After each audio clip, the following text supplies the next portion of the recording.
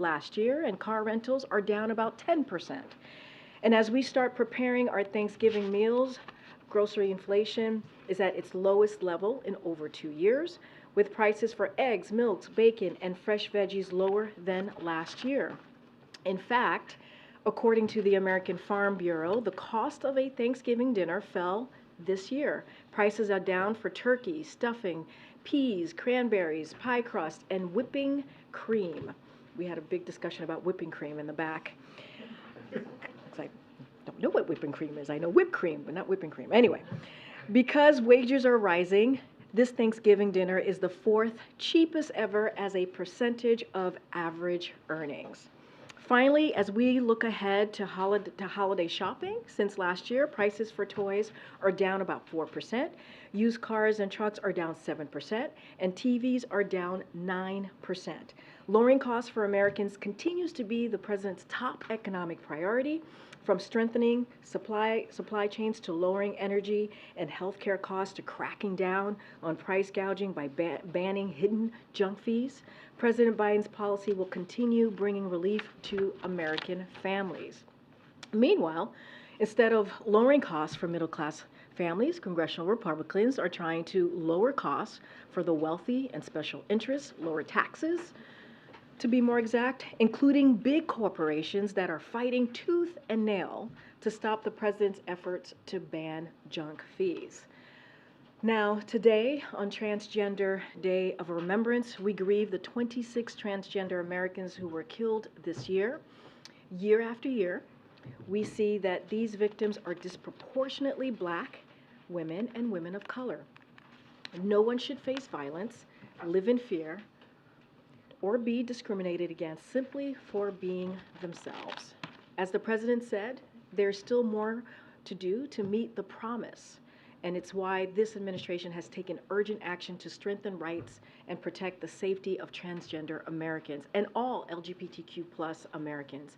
As we mourn the loss of lives that have been taken too soon, we must also recommit ourselves to never stop fighting until all Americans can live free from the discrimination and also from hate. With that, Admiral John Kirby is here today to take any questions that you may have, obviously on the foreign policy front, and to give any updates that we have on the Middle East. Admiral, you're right there. What happened? We'll just move right to the topper. So today, I think you know, Secretary Austin is in Kyiv to meet with Ukraine's leaders and reinforce our staunch support for Ukraine's fight for freedom against Russia's brutal invasion. The Secretary underscored President Biden's abiding commitment to provide Ukraine with the weapons and equipment that it needs to retake its sovereign territory and defend itself. Now in Kyiv, Secretary Austin announced a new security assistance package using previously authorized presidential drawdown authorities. It includes Stinger anti-aircraft missiles and additional HIMARS systems, additional HIMARS ammunition, 155mm and 105mm artillery rounds, Javelin and AT-4 anti-tank systems, and of course millions of rounds of small arms ammunition. This announcement will obviously help meet Ukraine's immediate battlefield needs, but only just that. Again, we want to urge Congress to pass the supplemental request that we put in front of them to allow us to keep supporting Ukraine in an unimpeded, uninterrupted way. The runway continues to get shorter with each and every passing assistance package that we provide them. As President Biden has said, when aggressors don't pay a price for their aggression, they'll cause more chaos and death and destruction. They just keep on going. And the costs and the threats to America and to the world will keep rising. So the actions that we take, and just as critically, the potential actions we don't take, will reverberate for many years to come. Speaking of that, I'm sure you saw the op-ed piece that the president wrote for the Washington Post over the weekend, laying out how the world faces an inflection point right now. Again, about where the choices we make will determine our future for generations to come. As he noted, we continue to stand firmly with the Israeli people as they defend themselves against Hamas, a terrorist group that has vowed to wipe Israel off the map and has promised to conduct attacks similar to the ones on 7th of October again and again and again. So President Biden and the team here is doing everything we can to help get the hostages that Hamas took, get them released, including young children and, of course, Americans that are in that pool. Now, I know this is of great interest to all of you. I just want to let you know we're still working this hour by hour. I do not have an update for you on the hostage deal that we're trying to negotiate, but as you heard the Deputy National Security Advisor say yesterday, we believe we're closer than we've ever been. So we're hopeful, but there's still work to be done, and nothing is done until it's all done. So we're going to keep working on this. We're also working to increase the flow of life-saving humanitarian assistance, food, water, medicine. We're calling for respecting the international law in terms of minimizing the loss of innocent lives. And of course, we're continuing to advocate for humanitarian pauses so that people can get out of harm's way and that aid and assistance can get in. And of course, you saw us levy multiple rounds of sanctions to degrade Hamas's financial structure, cutting them off from outside funding and trying to make it harder for them to be able to resource the kinds of attacks that they conducted on the 7th of October. So just a real quick update on the latest figures, and then I'll be done. Over the last couple of days, the 18th and the 19th of November, almost 100 trucks carrying humanitarian aid were able to enter Gaza. That brings the total to over 1,260. And then following Israel's announcement that it's allowing fuel now into Gaza to support non-governmental organizations at our strong request, we are now tracking that 6 trucks have crossed down into Gaza with approximately 18,000 gallons of fuel. That will help support food distribution, and it will help generators for the hospital so that they can keep working. Again, we expect those deliveries to continue on a regular basis and hopefully in larger quantities. I'm talking about the fuel specifically there. And then just lastly, the total number of U.S. citizens that we've been able to move out of Gaza through that Rafah crossing is now up to 800. We're continuing to work that every day as well. Okay, Steve. John, the United Nations says nowhere is safe in Gaza.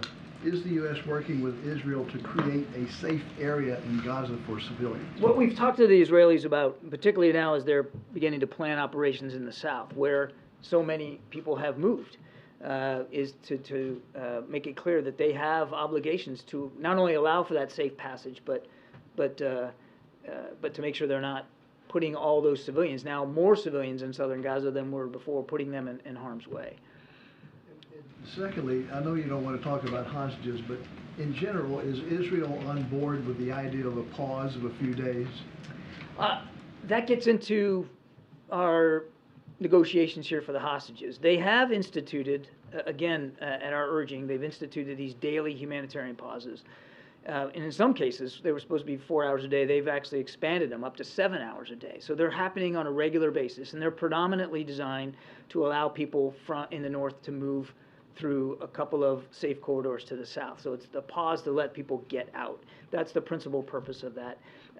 But I think you can imagine, and again, I want to be careful here, I don't negotiate in public, but if you're going to secure the release of hostages, and we certainly hope we're going to be able to do that soon, you got to make sure they can get from where they are to safety and do that as safely as possible, which means you're going to have at least a temporary localized stop in the fighting to allow them to move. I mean, we also can't take for granted that all these people are easily mobile and don't have some sort of health issues that require perhaps a slower route out or assistance getting out. So I don't want to negotiate in public, but we believe we're getting closer. Mike? John, you talked about the negotiations. Everybody's been sort of talking about the swirl of, the contacts between the U.S. and Israel and Qatar and Hamas. When you talk to the family members, one of their deep abiding frustrations is that it's, I think, day 45, and they don't have any information, proof of life, conditions that normally the Red Cross would go in, would at least, determine something about the fate of their, some of these people are, believe that their loved ones either are sick or need medicine or have been injured or whatever. Is there nothing that the U.S. and Israeli governments can tell the hostage families without compromising the ongoing negotiations to actually get some release? And if not, what do you think explains the fact that the Red Cross hasn't been able to get in there? I can't speak specifically to the Red Cross access. Hamas has control here over where they are and how they are. So it could be an issue of Hamas holding that kind of access up. I can tell you we're doing the best we can with the information that we have to keep the families informed, American families informed. There's not that many of them. We know who they are, and we're doing the best we can to keep them informed, including and keep them informed on the process of trying to secure release. But I'm not going to, I'm not going to lie here. There's in some cases a paucity of information. I mean, it has been difficult to get any great detail on every single hostage, where they are, how they are, and move that process forward in terms of informing the families. We'll do what we can. We're informing them to the maximum degree we can. They have a right to know everything that we know, and we'll just keep doing it on our own as best we can. Thanks so much, John. Has the president had any additional calls with world leaders about the hostage deal today?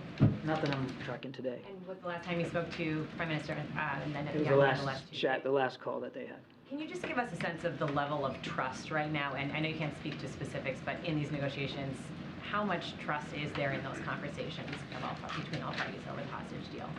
It's a negotiation, and it's over human lives. You do the best you can going back and forth with the arrangements, which we're doing right now. And at some point, when you come down to executing, when you hit go, then you're counting on everybody to meet their commitments, and that's what we're doing. Admiral, over the weekend, President Biden in his op-ed said that the U.S. was preparing to issue visa bans against Israeli extremists attacking civilians on the West Bank. What effect would that actually have? Well, that would, if you were to impose a visa ban, it would prevent that individual from traveling here to the United States. Is there any timeline on when that might be instituted? I don't have a timeline for you. But Nor do I have a final decision. Is decision. that meant to be the Nor do I have so a final decision. Is the Biden administration upset by how this is playing out in the West Bank, what those extremists are doing to Palestinians in the West Bank? Of course we are. The president has spoken to this many, many times, including from the Rose Garden when he was here with the Australian Prime Minister. I mean, what's happening with the settler violence is unacceptable, absolutely reprehensible. And yes, we wouldn't have talked about the potential examining visa bans. And again, no final decision here. If it wasn't just another clear statement of our deep concern over this. What other sanctions are being considered besides the visa ban? I don't have anything else. Good. Oh, thanks so much. There's been fighting over the last few days and hours around the Indonesian hospital in Gaza. Yeah. Can you speak to whether or not there's U.S. intelligence that suggests that too is some sort of hub for Hamas activity, and what the U.S. feeling is about those reports of shelling in and near that hospital? Hospitals should not be the scenes of firefights. We've been very clear about that. You got patients in there, you got medical staff, you got people whose lives are literally at risk and are innocent victims of this. They shouldn't be put at more risk than they already are, being held up in a hospital or holed up in a hospital because of health issues, can't move. So we don't want to see firefights in hospitals. I don't have any specific intelligence about the degree to which Hamas is or is not using that particular hospital. Nothing to share today. John, I was just curious, you mentioned Hamas still determined to try to carry out any sort of terrorist attack abroad. This Thanksgiving week, is there any elevated risk of terror attacks here at home? And is the White House or NSC doing anything specific?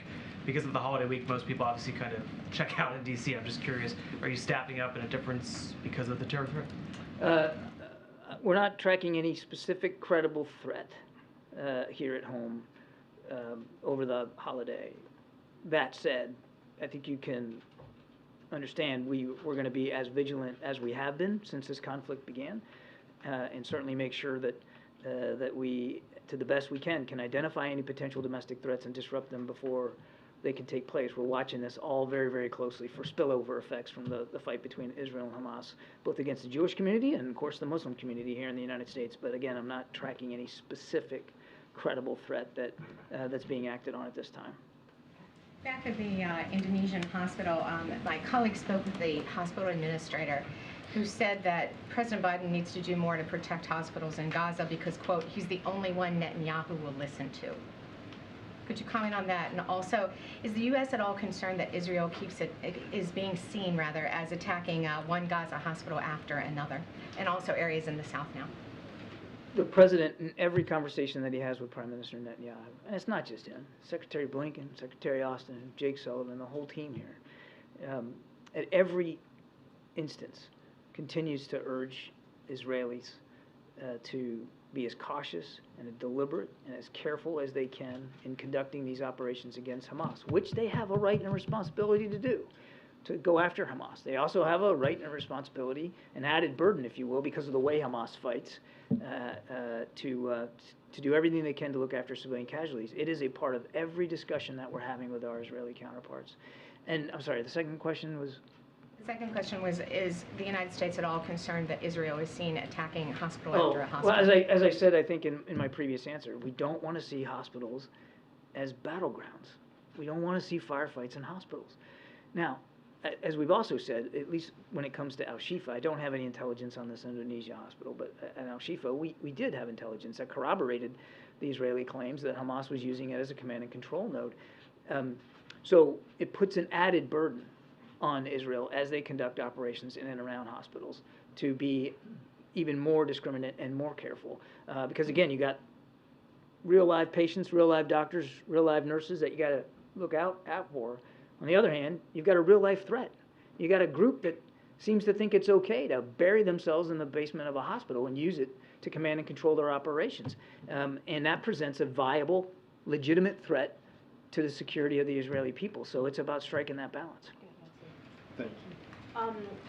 John, the White House condemned Elon Musk in pretty strong terms last week after he once again said something that was considered anti-Semitic. He called his comments abhorrent. This administration, this government, is very reliant on Elon Musk, particularly SpaceX technology, Starlink technology. Have there been any efforts made to wean the government off of his technology or find some kind of replacement for it? I'm not aware of any efforts to do that, Nancy, but I think we've been very clear about the rhetoric and how inappropriate it is, and we'll call that out every time we see it. But is the president concerned that the Pentagon and NASA are so reliant on someone who holds these views and appears to even more routinely embrace conspiracy theories? We rely on a lot of the defense industry, a lot of the private sector to help us with our innovation, to help us with research and development on new systems, and to help us in the realm of space and cyberspace.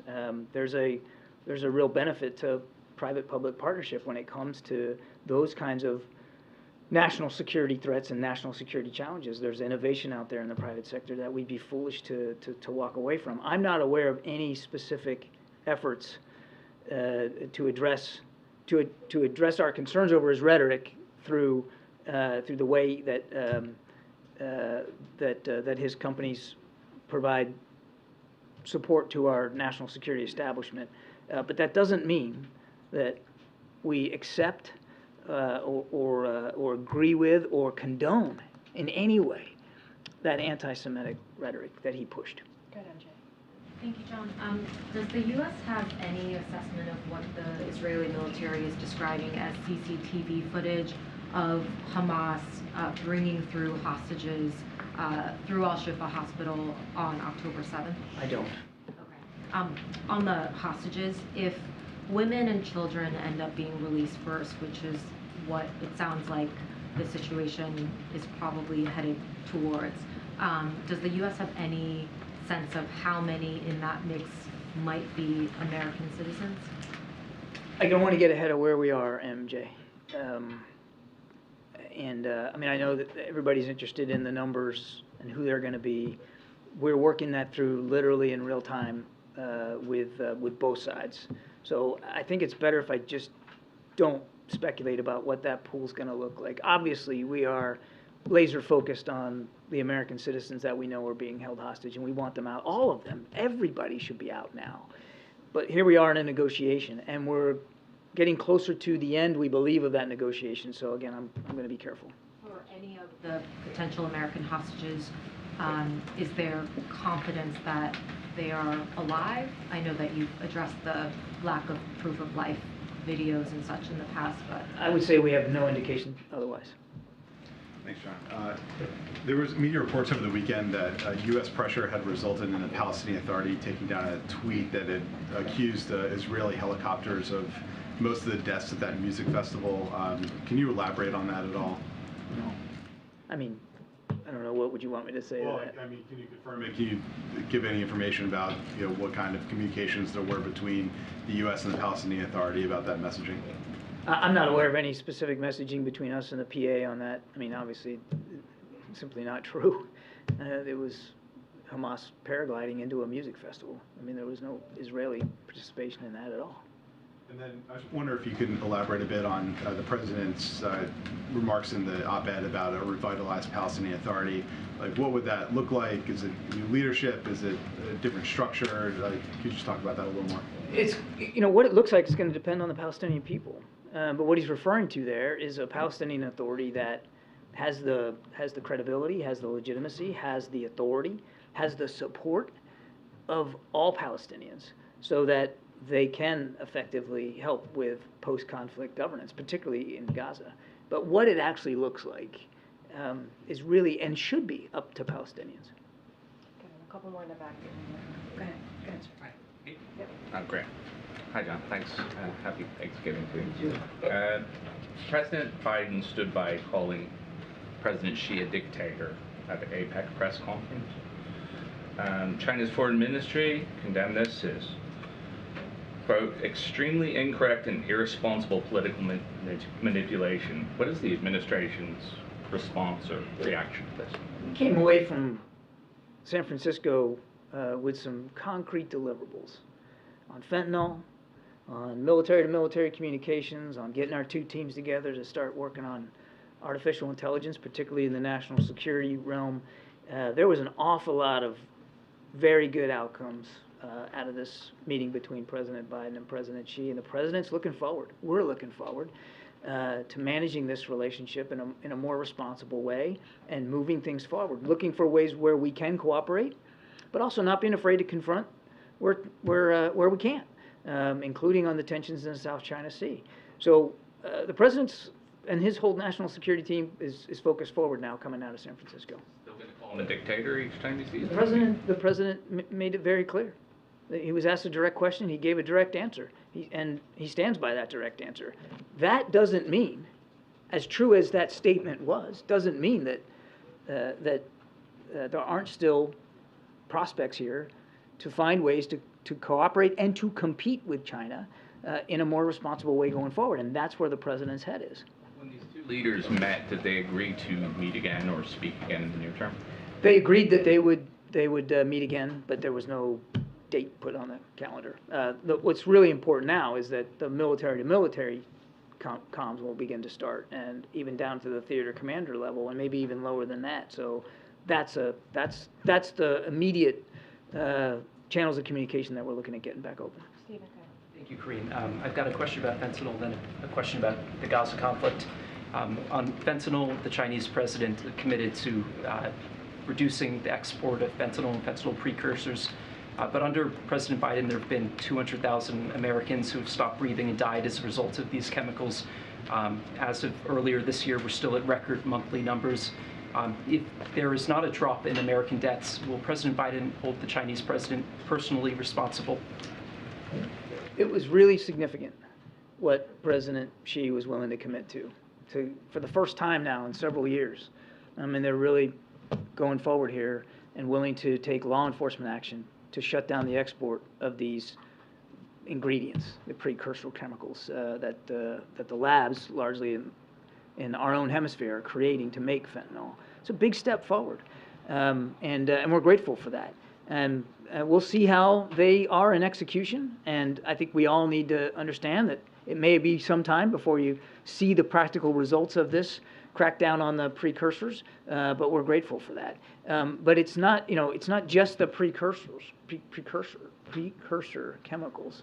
I'll try it again in English. But it's the labs in our own hemisphere that are taking those chemicals, those ingredients, making fentanyl, and then moving it north up to our borders, and it's a serious problem. And again, as the president said at the press conference, this agreement will save lives, will save American lives. And President Xi said he was committed to helping with that.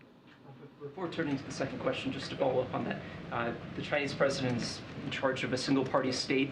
He's said in the past that he'd crack down on fentanyl, and U.S. deaths hit an all-time record last year. I mean, is President Biden not going to consider him personally responsible if American deaths do not go down? He has said he was going to be personally responsible for stemming the flow of these chemicals out of China, and we're grateful for that. That's going to take a little bit of time as he goes back to Beijing and puts those processes in place, those law enforcement actions. We're grateful for that. Thank you. And second question, protesters here in D.C. and New York, across the country, they've settled on a nickname for the president. They've been calling him Genocide Joe. They wrote it on the gates. Do you have a response from the White House to that nickname that they've settled on? We're not worried about nicknames and bumper stickers. I mean, it's First Amendment, free speech.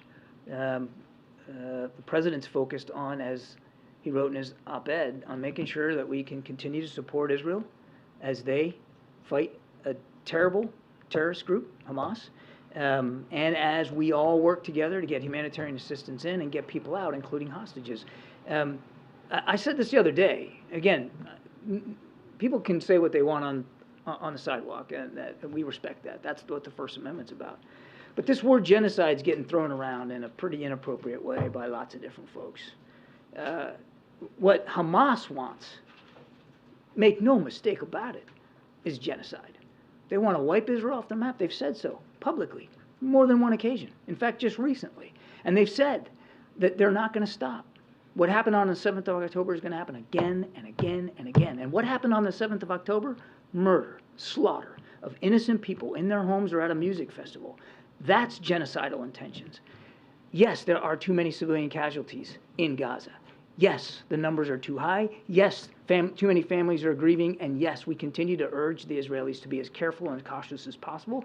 That's not going to stop, from the president right on down. But Israel is not trying to wipe the Palestinian people off the map. Israel's not trying to wipe Gaza off the map. Israel's trying to defend itself against a genocidal terrorist threat.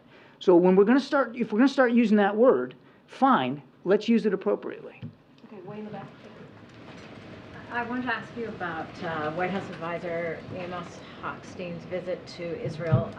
Can you give us a sense of what the goal of these talks are, and does his visit signal that the White House is concerned about military action, Israeli military action in Lebanon? And then I have a follow-up. Yeah, Amos is in Israel today to follow up on his last meeting to Lebanon about a week or so ago, where he talked to Lebanese officials and to Israeli officials up in the north about the risks of a second front, a northern front. And he's in Israel today, sort of back briefing his conversations with the Israeli counterparts there in Tel Aviv. But in terms of a follow-up, is the White House concerned that Israel could be provoking Hezbollah? We don't want to see this war escalate. We don't want to see it widen. We certainly don't believe it's in anybody's interest, certainly not the Israeli people's interest, to have a second front there in the north.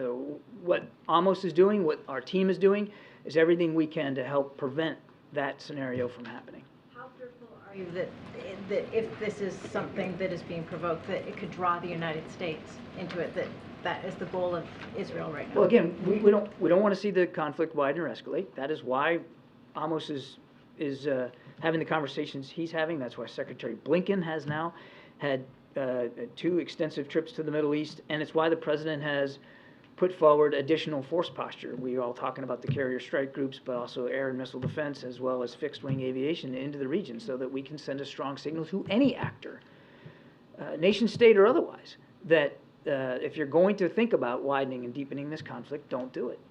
Kevin? Yeah, thank you.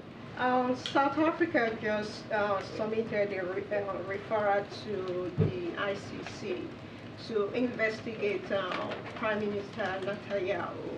Do you have any comments regarding that for war crime? I'll tell you, I'm going to have to take that question. I have not seen that referral by South Africa. So before I go talking out of school here for our UN ambassador, we'll take that question and we'll get back to you. Okay, I ask a follow-up question. It's almost the 4th year anniversary of the U.S. Africa Leaders Summit. President Biden said he plans to travel to Africa within a year. Do you have any updates when the president will travel? I do not. Thank you. Is there an assessment of the U.S. on the level to which Hamas has been degraded over the last several weeks?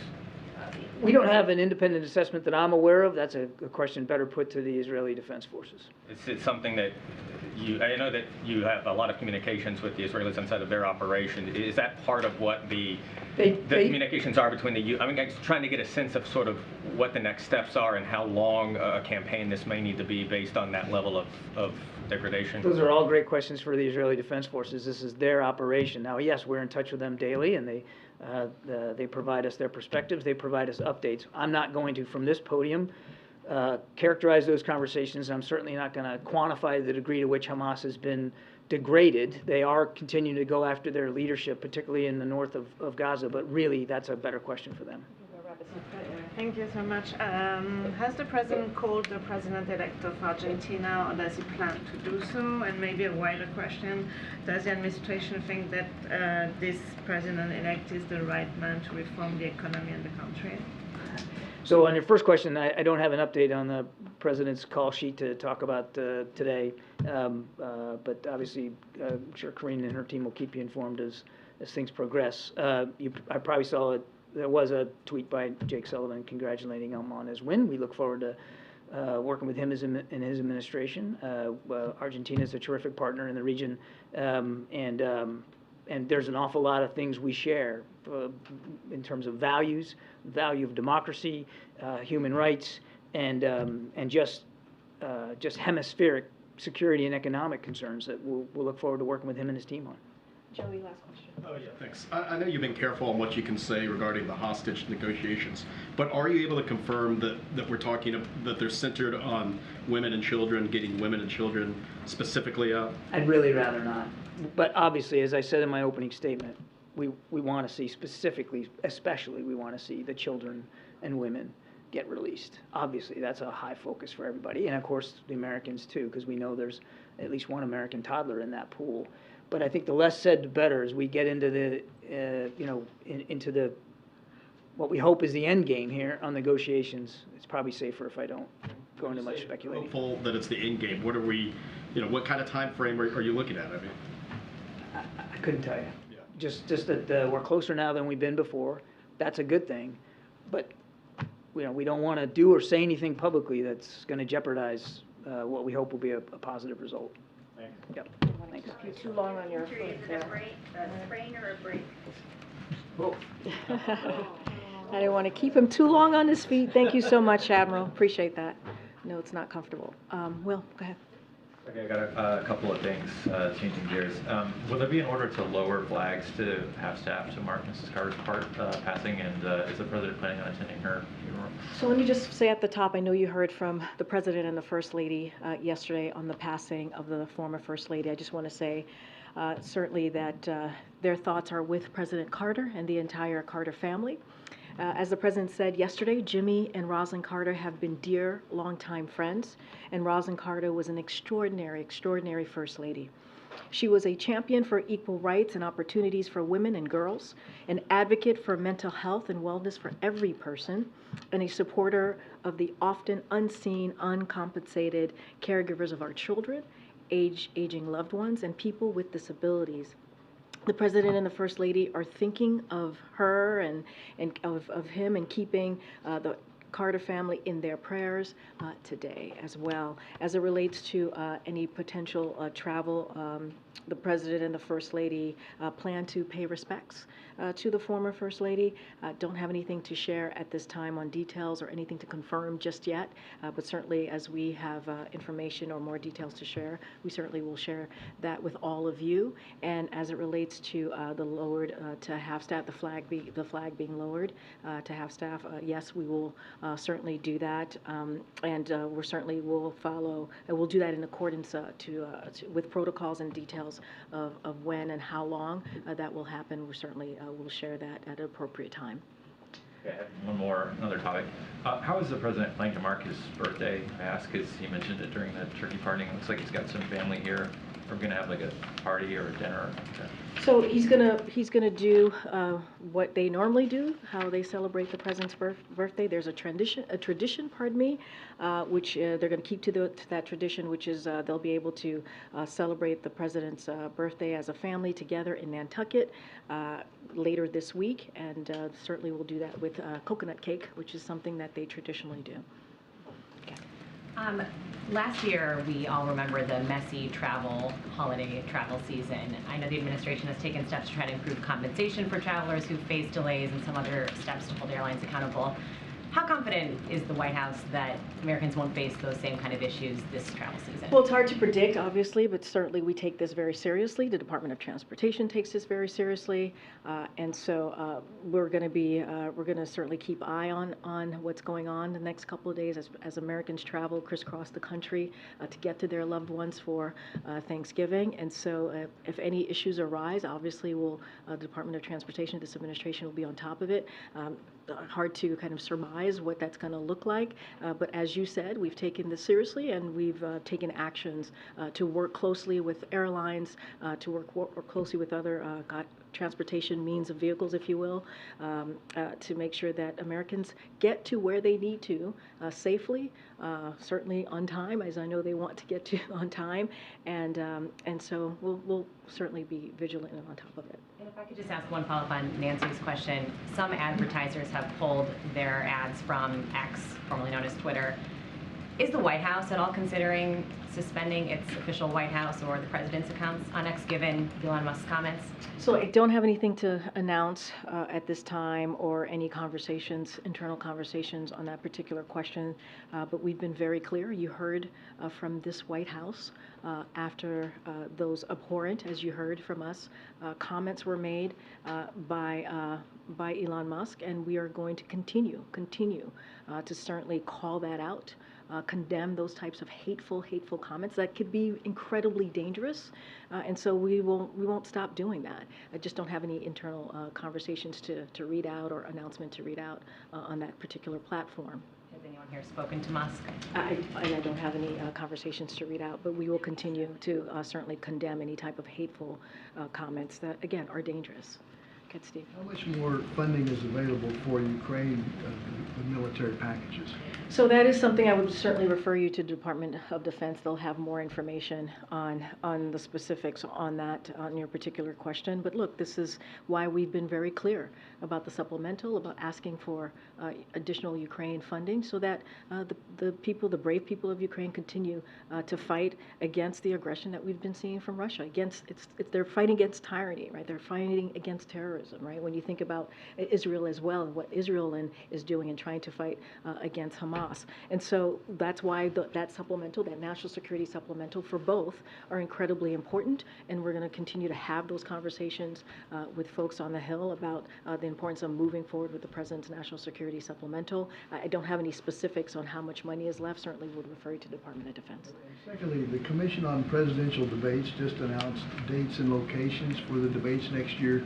Will the President participate in it? I would refer you to the campaign on that particular question. Thanks, Steve. Go ahead, Ranjay. Karine, what does the White House make of Democrats, and particularly young people, who say they do not approve of the president's handling of the Israel-Hamas war? So look, as I'm going to be mindful, right, because there's going to be a number of polls that are going to be coming out, which, obviously, which we respect, and obviously that is kind of the way that things go.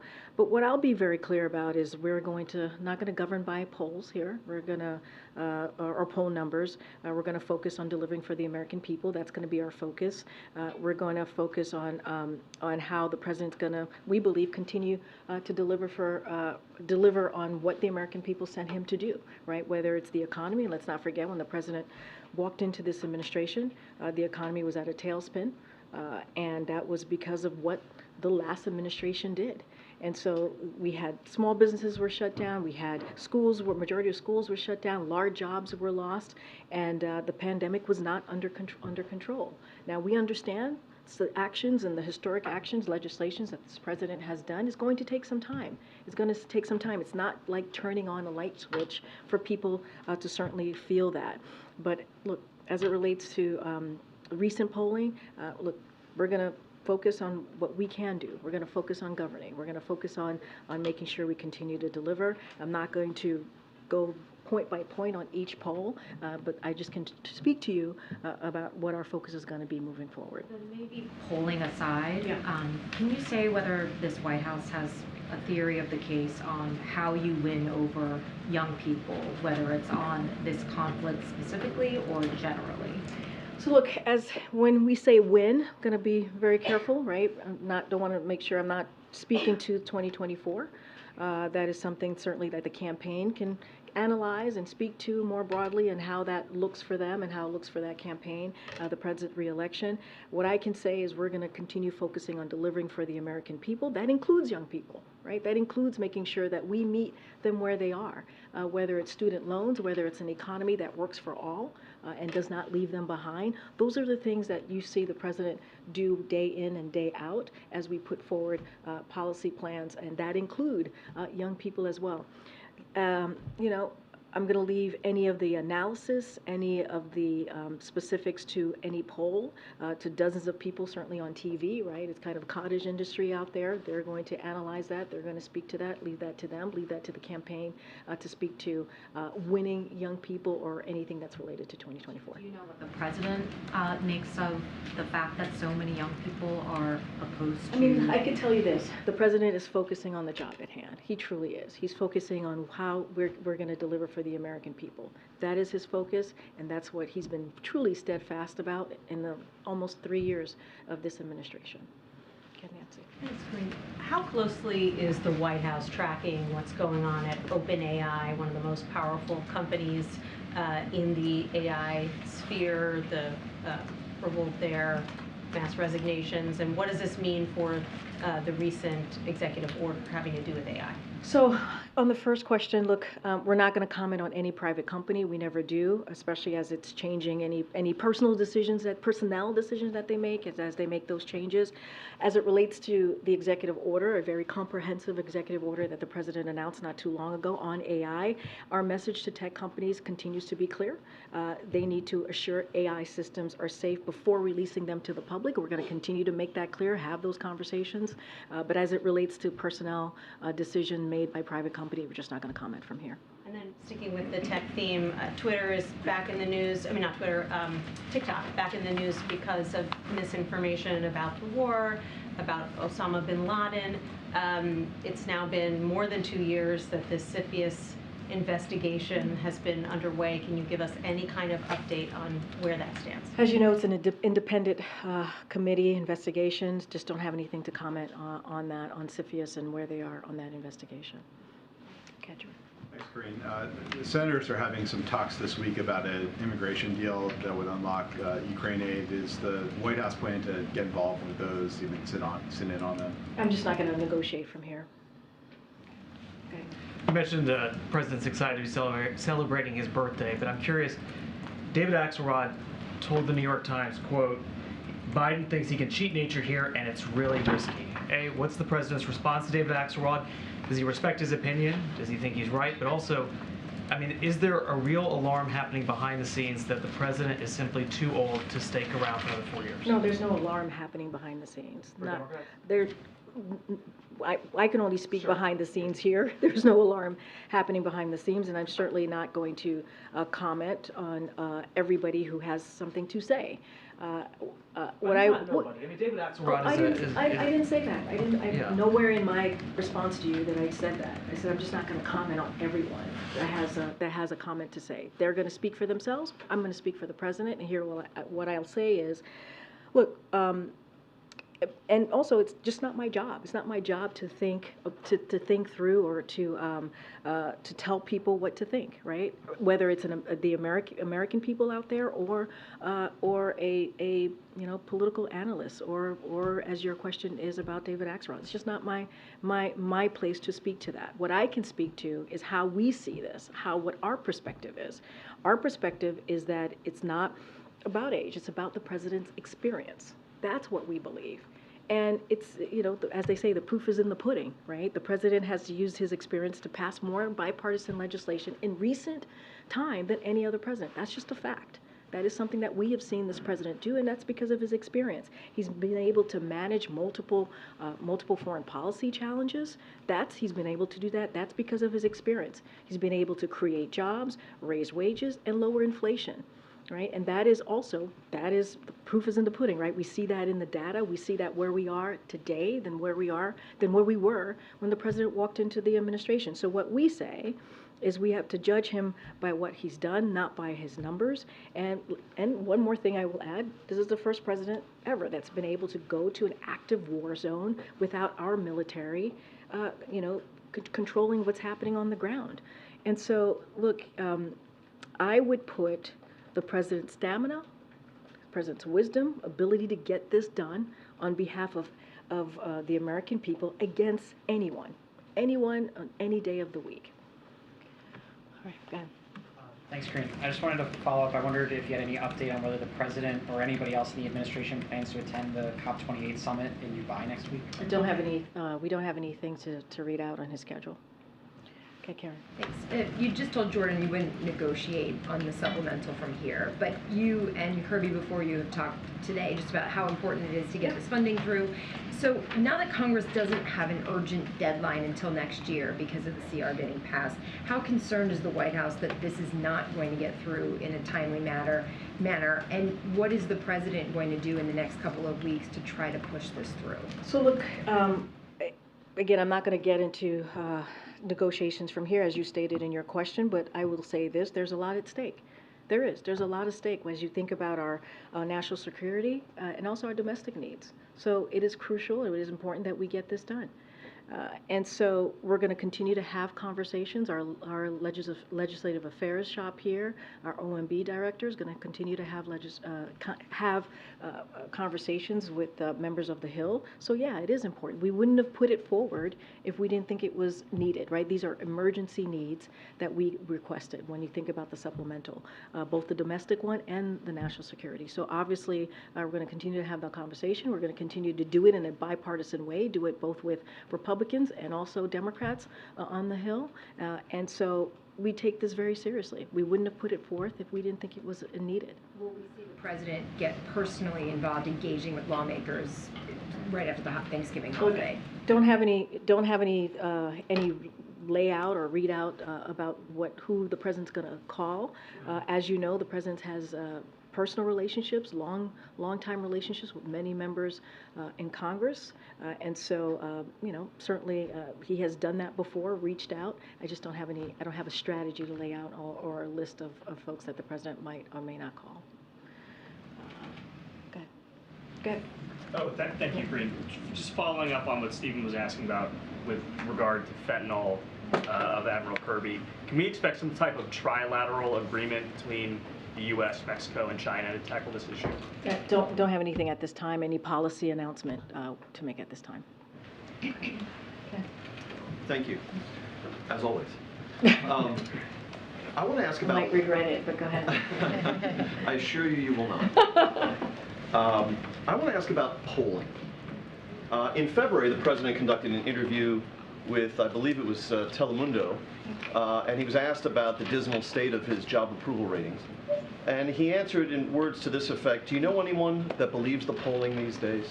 And he talked in some detail about the difficulty of getting people on the phone and compiling accurate polling.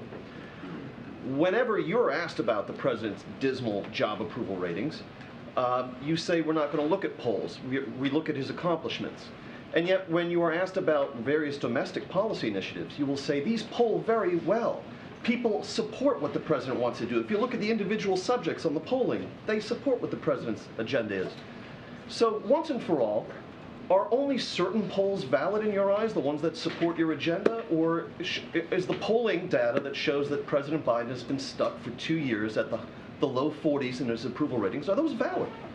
So here's the thing. I think it's important to share that American people do approve of some of the president's initiative. I think it is important. I think it's important for the American people to hear that when it comes to Medicare and fighting and being able to, Medicare to be able to lower costs for the American people. I think it's important to share that. I think it's important to share that that when it comes to Social Security, Medicare, Medicaid, the American people care about that and want us to fight for it, which is what the president. No, it's not. It's not that. It's not that. We are given, anytime I'm asked this question, given an opportunity to speak on what the American people want to hear and what we are doing, right? And so there are moments, just like when you ask me about certain polls, that I can say, hey, you know what? That is something that the American people support. But in more broad terms, in general, we're not focused on every poll. We just are not. It is not important for us that we believe to focus on that. We're going to continue to do the work and work on protecting Medicare and Medicaid and making sure that Americans have their Social Security. And I think by saying that Americans support that, that is important for us to say that from here too, because we are actually delivering for the American people. We're actually doing what the American people want us to do. So when I say that, that's what I'm referring to. The work that we're doing, what we want to deliver on, what the American people care about. And it is the economy. It is lowering costs, right? I always talk about that. The president's #1 priority is to continue to lower costs. And I talk about what he has done, whether it's junk fees, whether it's making sure that people have good paying jobs by making sure that we pass these historic legislation that's going to create good union paying jobs. All of those things are connected. So the polls that show that the electorate at large and also significant majorities within the Democratic Party believe that the president is too old. The polls that show the American people and also significant majorities within the Democratic Party don't want him to run again. And the polls that show his handling of the economy, foreign policy, all of these dismal polls, his job approval ratings, does the White House have any basis to challenge the accuracy of that polling?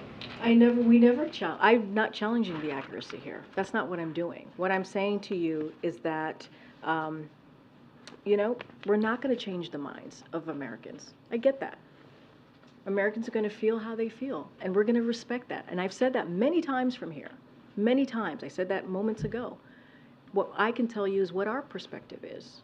What I can tell you is how we see things. And we believe experience, this president having experience to get things done is important. And we know that it's going to take some time, right, for Americans to feel what we have been able to do in this administration, pushing through bipartisan legislation. That is historic. As I mentioned earlier before, this is a president that has done more bipartisan legislation than any other recent president.